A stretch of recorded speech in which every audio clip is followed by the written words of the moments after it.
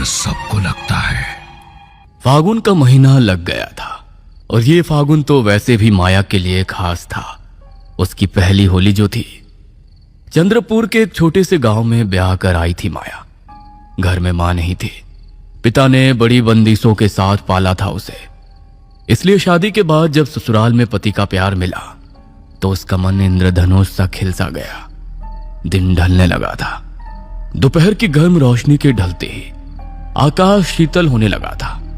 नई नवेली दुल्हन माया गुनगुनाते हुए छत पर ठंडी हवा में टहल रही थी कि उसने देखा आमतौर पर चहल पहल से भरा वो मोहल्ला अजीब से सन्नाटे से घिरा दिख रहा था। गांव के लोगों ने शाम ढलते ही अपने घरों के दरवाजे बंद कर लिए थे और खिड़कियों पर काला पर्दा डाल दिया था। सड़कों पर ऐसे सन्नाटा पसरा था जैसे बाहर कर्फ्यू लगा हो। माया को यह सब अजीब लग रहा था। माया ने छत पर खड़े होकर चारों ओर नजर घुमाई तो घर के पास खड़े घने बरगद के पेड़ के पीछे उसे एक साया सा लहराता नजर आया। अचानक उसे अपने पीछे से अपना नाम पुकारने की आवाज सुनाई दी। माया ने चौंक कर पीछे देखा तो वहां उसे राघव खड़ा दिखाई दिया। राघव आप हो? मैं तो डर ही गई थी। वैसे एक बात बताओ, ये गांव वाले ऐसे घरों में क्यों कैद हैं? ये यहाँ की परंपरा है। फागुन के महीने में दिन छिपे बाहर निकलना अपशगुन होता है। अच्छा। माया ने एक बार फिर बरगद की ओर देखा। उसे एक बूढ़ा लाठी टिकाता बरगद के पीछे से गुजरता दिखाई दिया। सूरज ढलने के बाद उस तरफ मत देखना, अब चलो नीचे। लेकिन क्यों? अभी अभी तो मैंने एक आदमी को वहां से गुजरते देखा। कुछ नहीं है वहां, मैंने कहा चलो यहां से। माया नीचे आ गई थी, लेकिन राघव का व्यवहार और वो बूढ़ा उसे थोड़ा अजीब लग रहा था। सुन कमला, तू जानती है क्या उस बरगद का क्या चक्कर है? बहू जी, उधर मत जाना आप। क्या मनहूस बातें लेकर बैठ गई आप। मैं चलती हूँ। अरे रुक तो, बोलना क्या बात है। मेरे को बस इतना पता है कि उस बरगद के पास कुछ है। पता नहीं कौन उधर दिया लगाकर जाता है, लेकिन होली की रात भारी है इस गांव पर। जब भी दिया दिखता है किसी ना किसी की मौत होती है। ये क्या कह रही है? दिया से किसी की मौत कैसे हो सकती है? कमला ने कोई जवाब नहीं दिया और सर झुकाकर तेज कदमों से आगे बढ़ गई। माया के मन में पहली बार सवाल शोर मचा रहे थे। उस रात खाने की मेज पर जब उसने राघव से इस बारे में पूछा तो राघव का चेहरा अचानक सख्त हो गया। उसकी सांस भी माया को घूरने लगी। ये सब क्या फालतू की बातें हैं माया? कुछ साल पहले होली के दिनों में गांव में कुछ हादसे हुए थे, बस उसी का वहम पाल रखा है इन अनपढ़ों ने। तुम इन सब पर ध्यान मत दो और अपना नाश्ता खत्म करो। उस रात बरगद के पेड़ और जलते हुए दिए के बारे में सुनकर माया की नींद उड़ गई थी। सास की सख्त चेतावनी और राघव की चुप्पी ने माया के मन में एक अनजाना डर बिठा दिया था। शाम का वक्त था। माया राघव की पहली पत्नी से हुई बेटी पीहू को ढूंढ रही थी। कहाँ चली गई ये लड़की? पीहू बेटा, आओ दूध पी लो। लगता है बाहर निकल गई। मैं देखकर आती हूँ, कहीं दूर ना निकल जाए। माया बिना कुछ सोचे झट से बाहर निकलती है और गली में जाकर पीहू को आवाज लगाने लगती है। तभी उसकी नजर बरगद के पेड़ की ओर जाती है जहां एक दिया जल रहा है। आसपास सन्नाटा पसरा था और दिए के पास ही गुलाल बिखरा हुआ था। माया को दिया देखते ही कमला की बातें दिमाग में घूमने लगी। घबराहट में उसके कदम डगमगाए और वो दौड़ते हुए वापस घर के अंदर की ओर भागने लगी। माँ, मैं तो कमरे में छिपी थी, आप कहाँ चली गई थी? कहीं नहीं बेटा, चलो अंदर। माया ने अभी किसी को कुछ नहीं बताया था। रात घेराई थी। माया ने सबको खाना खिला दिया था और अकेले रसोई समेट रही थी। अचानक सन्नाटे को चीरती हुई छन छन की आवाज आई, जैसे कोई भारी पायल पहनकर उसके ठीक पीछे चल रहा हो। माया झटके से मुड़ी, पर पीछे सिर्फ खाली गली आ रहा था। वो जैसे ही आगे बढ़ती आवाज फिर शुरू हो जाती। उसे ऐसा लगा जैसे कोई अदृश्य साया उसके कंधों के पास सांस ले रहा है। अगले दिन सवेरे माया रसोई में पीहू के लिए दूध गर्म कर रही थी। उसका ध्यान बरगद के दिए की ओर गया। माया के माथे पर पसीना आ गया। तभी अचानक चूल्हे की लौ नीली पड़ गई माया को कुछ समझ आता उससे पहले ही उसकी साड़ी के पल्लू ने आग पकड़ ली। आग इतनी तेजी से फैली जैसे किसी ने उस पर तेल छिड़का हो। माया चीखी और उसने जलता हुआ पल्लू झटक दिया। घबराहट में उसका दम फूलने लगा। वह पसीने से लथपथ होकर पास के बाथरूम में भागी। उसने नल खोला और अपने चेहरे पर ठंडे पानी के छपाके मारने लगी ताकि घबराहट कम हो सके। लेकिन जैसे ही उसने ऊपर उठकर आईने में देखा, उसकी रूह कांप गई। पानी से चेहरा साफ होने के बजाय उसके पूरे चेहरे पर ताजा, गाढ़ा और खौफनाक लाल रंग पुता हुआ था। उसकी आंखों के नीचे से रंग खून की तरह बह रहा था। माया ने पागलों की तरह साबुन से चेहरा रगड़ा, पर वो रंग उसकी खाल के अंदर समाता जा रहा था। तभी बाहर से राघव की आवाज आई। माया ने कांपते हाथों से दरवाजा खोला। माया, क्या हुआ है? तुम बाथरूम में क्या कर रही हो? तुम्हारे चीखने की आवाजें आ रही थी। राघव, राघव मेरा चेहरा देखो, ये लाल रंग, ये सिंदूर कहाँ से आया? मेरी साड़ी में आग लग गई। राघव, कोई है यहाँ? कैसा रंग? पागल हो गई हो क्या? अरे तुम्हारा चेहरा तो बिल्कुल साफ है माया। और साड़ी? तुम्हारी साड़ी भी बिल्कुल ठीक है। तुम वहम कर रही हो। कहा था ना, ज्यादा इधर उधर की बातों में दिमाग मत लगाओ। माया ने आईने में फिर देखा। उसका चेहरा और साड़ी दोनों बिल्कुल सामान्य थे। उसे अपनी ही आंखों पर यकीन नहीं हो रहा था। डर अब उसके दिमाग की नसों को जकड़ने लगा था।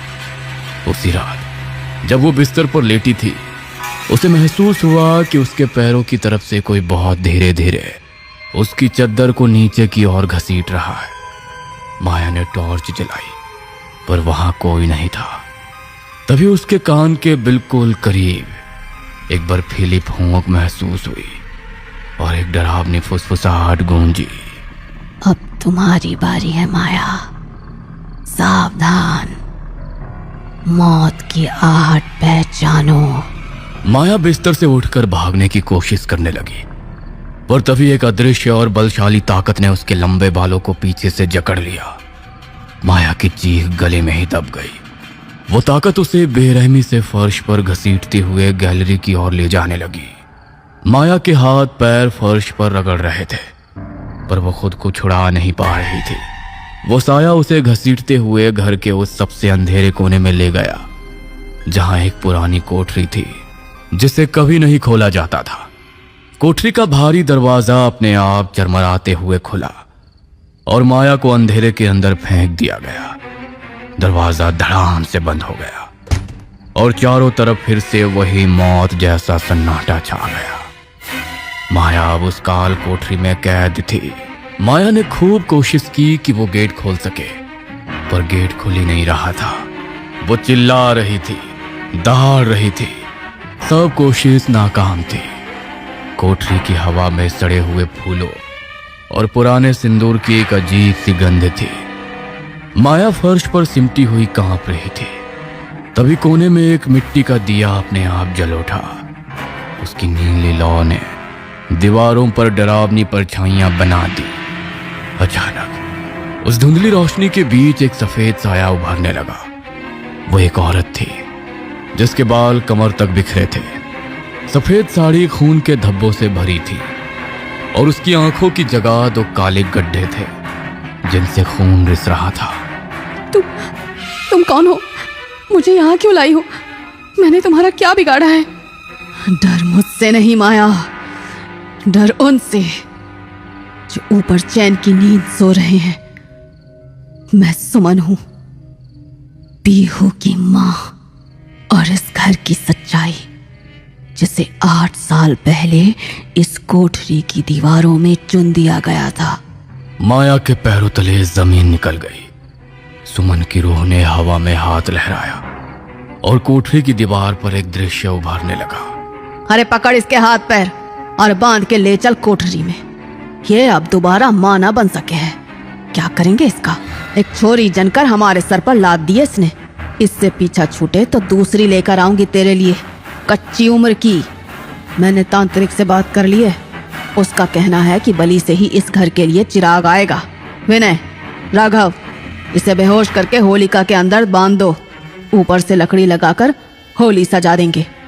पूरे गांव के सामने अंतिम संस्कार होगा इसका, किसी को खबर ना लगेगी। सुमन चीखती रही, लेकिन राघव और उसकी माँ, भाई विनय और पिता ने उसके हाथ पैर बांधकर सुमन को होली में बांधकर जला दिया। जीते जी नर्क भोग कर मरी हूं मैं, जिंदा जलना क्या होता है समझती हो ना। लेकिन मुझे क्यों मार रही हो? मैंने तो तुम्हारा कुछ नहीं बिगाड़ा। वो तांत्रिक राघव का बाप और भाई से बदला ले चुकी हूं मैं। राघव को मार नहीं सकती, क्योंकि उसकी अपनी बच्ची को अनाथ नहीं करना चाहती, और वो बुढ़िया उसे भी माफ कर दिया था। लेकिन मुझे आना ही पड़ा। राघव और उसकी माँ ने फिर से वही षड्यंत्र रचा है। तेरे बांझ होने की खबर लग गई है उन्हें, और अब वो तुझे भी खत्म करके नई बहू लाना चाहते हैं।